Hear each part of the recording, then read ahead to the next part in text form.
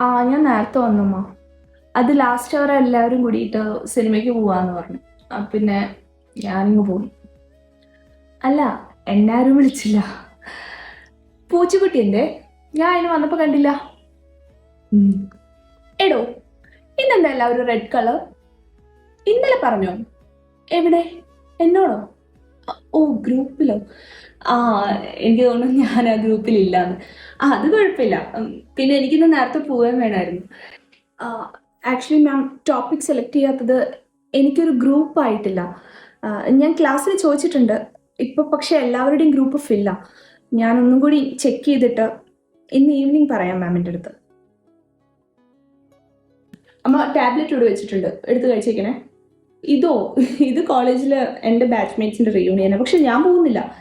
എനിക്കിപ്പോഴും കോളേജ് എന്ന് പറയുമ്പോൾ ഓർമ്മ വരിക ആ തിങ്ങി നിറഞ്ഞ ഓഡിറ്റോറിയ. എല്ലാവരും അവരവരുടെ ഫ്രണ്ട്സിന് വേണ്ടി സീറ്റ് പിടിച്ചിട്ട് ഞാനിങ്ങനെ ഓടി വന്നിട്ട് ഞാൻ ഇവിടെ നിന്നിരുന്നോട്ടെ എന്ന് ചോദിച്ച് എനിക്ക് എവിടെയും സീറ്റ് കിട്ടാതെ ലാസ്റ്റ് ഞാൻ ജൂനിയേഴ്സിന്റെ കൂടെ പോയിരുന്നു.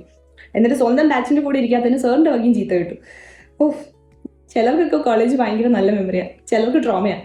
എന്തിനാ വെറുതെ അത് കുത്തിപ്പൊക്കാൻ വേണ്ടി പോകുന്നത്? ഞാൻ പോകുന്നില്ല.